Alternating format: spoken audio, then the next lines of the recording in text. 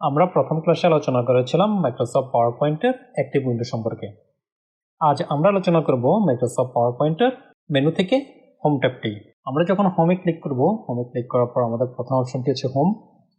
Home অপশনটি যদি আপনাদের কাছে না থাকে তবে সেক্ষেত্রে ভয় পাওয়ার কোনো কারণ নেই। এটা হচ্ছে আপনারা যদি উপরের ভার্সনগুলো ব্যবহার করেন, যেমন 2021, 2019, এইখানে আপনারা হোম অপশনটি পাবেন। ব্ল্যাঙ্ক প্রেজেন্টেশন, আমরা যদি এখানে ক্লিক করি তবে একটি নতুন প্রেজেন্টেশন ওপেন হবে। আপনারা যদি এখানে টাইটেল বারে লক্ষ্য করেন তবে এখানে দেখেন প্রেজেন্টেশন 1। আমরা যখন ব্ল্যাঙ্ক প্রেজেন্টেশনে ক্লিক করব তবে এখানে লক্ষ্য করুন প্রেজেন্টেশন 2। আমরা যদি এখন নিচে থেকে দেখি তবে এখানে দেখেন প্রেজেন্টেশন 1 এবং হচ্ছে প্রেজেন্টেশন 2। আমরা প্রেজেন্টেশন 2টা আপাতত ক্লোজ করে দিই। তারপর আপনারা যদি এখানে লক্ষ্য করেন তবে এখানে কিছু কাস্টম প্রেজেন্টেশন রয়েছে। আমরা যদি আমাদের কাস্টম প্রেজেন্টেশনগুলো ব্যবহার করতে চাই তবে আমরা এখানে ক্লিক করলেই আমাদের কাস্টম প্রেজেন্টেশনগুলো ওপেন হয়ে যাবে। যেমন ধরেন আমি এই প্রেজেন্টেশনটা নিতে যাচ্ছি, ক্লিক করব। ক্লিক করার পর এখানে দেখেন আমার প্রেজেন্টেশনটি শো করতেছে। আমি যদি এখন ক্লিক করি তবে এটি ডাউনলোড হবে। তবে আপনারা যদি কাস্টম প্রেজেন্টেশনগুলো ব্যবহার করতে চান তবে সেক্ষেত্রে আপনার পিসিতে ইন্টারনেট কানেকশন থাকতে হবে। এরপর নিচে দেখা যাচ্ছে এখানে হচ্ছে রিসেন্ট এবং হচ্ছে প্রিন্ট। আমরা যদি রিসেন্ট কোনো পিপিটি নিয়ে কাজ করি তবে সেক্ষেত্রে রিসেন্টগুলো এখানে থাকবে। পিপিটি মানে হচ্ছে মাইক্রোসফট পাওয়ার পয়েন্ট প্রেজেন্টেশন। এটা মাথায় রাখবেন, পিপিটি মানে হচ্ছে পাওয়ার পয়েন্ট প্রেজেন্টেশন, এটাকে সংক্ষেপে বলা হয় পিপিটি। এরপর অপশনটা হচ্ছে নিউতে যখন ক্লিক করব, নিউতে ক্লিক করার পর আপনারা এখানে লক্ষ্য করেন আমার প্রথম অপশনটি হচ্ছে এখানে ব্ল্যাঙ্ক প্রেজেন্টেশন। আমরা এখানে ক্লিক করলে একটা নতুন প্রেজেন্টেশন নিতে পারবো। আর নিচে রয়েছে আমাদের এখানে হচ্ছে কাস্টম প্রেজেন্টেশন। আমরা এখান থেকে আমাদের যদি কোনো একটা সাবজেক্টের উপর যদি প্রেজেন্টেশন তৈরি করতে হয় তবে এখানে দেখেন বিভিন্ন সাবজেক্ট দেওয়া আছে। আপনারা যদি এডুকেশনের উপর করতে চান তবে এডুকেশনে ক্লিক করবেন। এডুকেশনে ক্লিক করার পর আপনাদের এখানে এডুকেশনের উপর যে প্রেজেন্টেশনগুলো আছে কাস্টম, সেগুলো আপনারা এখান থেকে নিয়ে কাজ করতে পারবেন। তবে অবশ্যই আপনার পিসিতে ইন্টারনেট কানেকশন থাকতে হবে। আর নিচে যে এখানে কাস্টম প্রেজেন্টেশনগুলো দেখতেছেন এগুলো আপনারা উপরের ভার্সন, যেমন 2016, 2019, তারপর হচ্ছে 2021, যে মানে উন্নত ভার্সনগুলো আছে সেগুলোতেই পাবেন।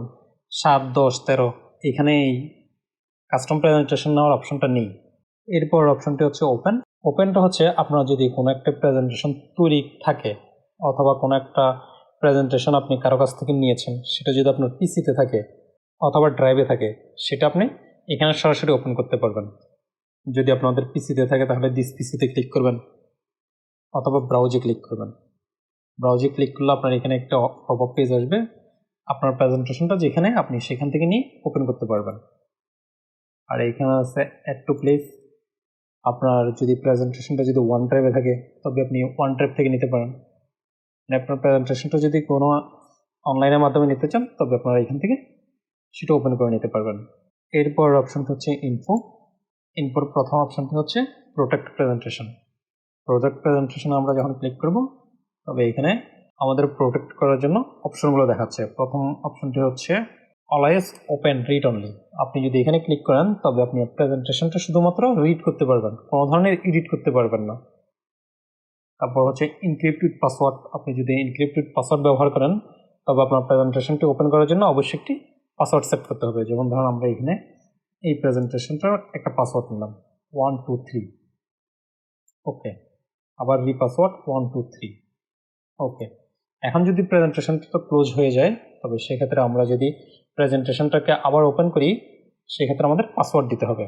তাহলে আমরা প্রেজেন্টেশনটা কীভাবে সেভ করে সেটা দেখি। তার নিচের অপশনটা হচ্ছে সেভ।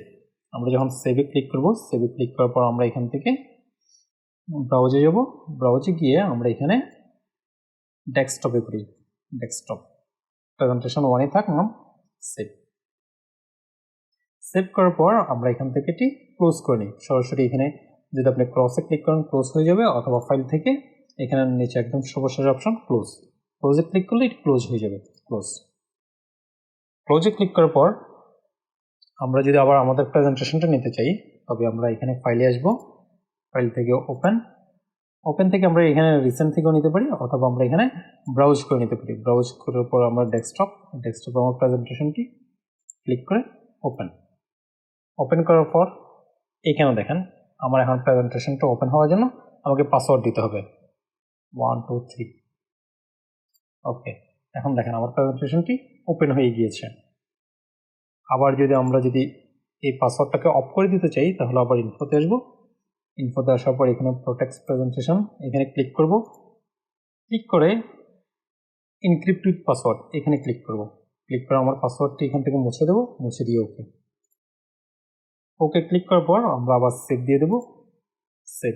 এখন যদি এটা আমরা ক্লোজ করে দিই, আমরা এখান থেকে যদি সরাসরি ক্লোজ করি তবে এখানে ক্লিক করব। আর যদি আমার প্রেজেন্টেশনটা থাকবে আমি এটা ক্লোজ করে দেবো, সেক্ষেত্রে আমি এখান থেকে ক্লোজ নিতে পারি, অথবা আমার কিবোর্ড কমান্ড হচ্ছে কন্ট্রোল ডাব্লিউ। এটা দেখেন ক্লোজ হয়ে গিয়েছে। এখন যদি ওপেন করতে চাই, ওপেনে ক্লিক করে আমরা এখান থেকে ওপেন নিতে পারি, অথবা সরাসরি আমরা কন্ট্রোল ও ক্লিক করব। কিবোর্ড কমান্ড হচ্ছে কন্ট্রোল ও। এখানে দেখেন আমার ওপেনে চলে আসছে। আমরা এখানে এখন রিসেন্ট থেকে নিতে পারি, অথবা এখান থেকে ব্রাউজ করে নিতে পারি।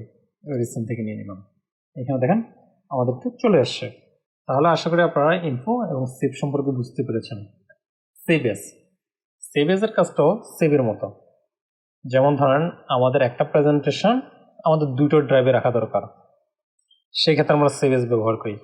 যেমন আমি যদি এখানে লক্ষ্য করি তাহলে আমার প্রথম প্রেজেন্টেশনটা আমার ডেস্কটপের এখানে আছে। এখন যদি সেম প্রেজেন্টেশন আমরা একটা আমার ড্রাইভে রাখতে যাচ্ছি, যেমন আমার ড্রাইভ ইতে রাখতে যাচ্ছি, তবে সেক্ষেত্রে আমি সেভ এসে ক্লিক করব। সেভ এসে ক্লিক করলে এখানে দেখেন আমাকে আবার নতুন করে অপশন দিচ্ছে। আমি এখান থেকে কোথায় রাখতে যাচ্ছি, ব্রাউজে আসবো। ব্রাউজে আসার পর আমরা যদি এখানে ই অথবা ডিতে রাখি, ধরুন আমরা ডিতে রাখবো, ডি ক্লিক করে প্রেজেন্টেশন 1 সেভ নামে রাখলাম। সেভে ক্লিক করার পর আমরা যদি এখান থেকে ক্লোজ করে দিই, ক্লোজ করে দিলাম, এখানে আপনারা লক্ষ্য করেন আমার ডেস্কটপে প্রেজেন্টেশন আসছে। আবার যদি সেমভাবে যদি আমরা এখানে আসি, ডিতে দেখি, তবে এখানে দেখেন আমার এই প্রেজেন্টেশনটি দেখতেছেন। সেভের কাজ হচ্ছে প্রেজেন্টেশনটা সেভ করা, আর সেভ এস হচ্ছে আপনি একই প্রেজেন্টেশন যদি বিভিন্ন ড্রাইভে রাখতে চান, বিভিন্ন জায়গায় রাখতে চান, তবে সেক্ষেত্রে আমরা সেভ এস ব্যবহার করি। এরপর অপশনটা হচ্ছে প্রিন্ট। আপনারা যদি প্রেজেন্টেশনটা যদি আপনি প্রিন্ট করতে চান, তবে সেক্ষেত্রে প্রিন্টে ক্লিক করবেন। প্রিন্টে ক্লিক করার পর আপনার এখানে প্রেজেন্টেশনটা এখানে শো করবে, সেখান থেকে আপনার প্রেজেন্টেশনটি প্রিন্ট করতে পারবেন। প্রিন্টারের জন্য এখানে প্রিন্ট সেটিং রয়েছে, আপনারা প্রিন্ট সেটিংটা সেট করেন প্রেজেন্টেশনটা প্রিন্ট করতে পারবেন। এরপর অপশনটা হচ্ছে শেয়ারে ক্লিক করার পর আপনারা যদি এখানে দেখেন আপনার যে প্রেজেন্টেশনটি আপনি সেটা ইমেলের মাধ্যমে শেয়ার করতে পারবেন, অনলাইনের মাধ্যমে শেয়ার করতে পারবেন। আর শেয়ার অপশনটি অবশ্যই আপনারা 2019, 16, 21 এগুলোতে পাবেন, তার নিচের ভার্সনগুলোতে পাবেন না। এরপর অপশনটা হচ্ছে এক্সপোর্টে আসলে আপনারা এখানে দেখবেন বেশ কিছু অপশন রয়েছে। যেমন প্রথম অপশনটি হচ্ছে পিডিএফ। আপনার যদি প্রেজেন্টেশনটি আপনি যদি পিডিএফ আকারে সেভ করতে চান, তবে এখানে পিডিএফ দেওয়ার পরে এখান থেকে জেনারেট পিডিএফ ক্লিক করলে এটি পিডিএফ হয়ে যাবে। আর যদি আপনি আপনার প্রেজেন্টেশনটি আপনি ভিডিও আকারে সেভ করতে চান, তবে এখানে ক্রিয়েট এ ভিডিও এখানে ক্লিক করার পর আপনার এখানে সেট করে দিতে হবে আপনার ভিডিওটা আপনি কীভাবে চাচ্ছেন। আমরা যদি এখানে ক্লিক করি, তবে এখানে দেখেন 4K, 180, তারপর 120p, তারপর হচ্ছে 480p আপনি কীভাবে চাচ্ছেন সেটা আপনি এখান থেকে সিলেক্ট করবেন। সিলেক্ট করার পর আপনার এখানে ক্রিয়েট ভিডিও এখানে যদি ক্লিক করেন, তবে সেক্ষেত্রে আপনার প্রেজেন্টেশনটি ভিডিও আকারে সেভ হবে। চেঞ্জ ফাইল টাইপ, আপনারা যদি প্রেজেন্টেশনটা যদি অন্য ফাইলে করতে চান, যেমন PPTX, এখানে দেখেন PPT, তারপর হচ্ছে ODP, POXT, মানে অন্যভাবে যদি এটা সেভ করতে চান, তবে আপনারা এখান থেকে সেভ করে নিতে পারবেন। এরপর অপশনটা হচ্ছে ক্লোজ তো আমরা আগেই দেখেছি। আমরা যদি ক্লোজে ক্লিক করি, তবে আমাদের প্রেজেন্টেশনটি ক্লোজ হয়ে যাবে।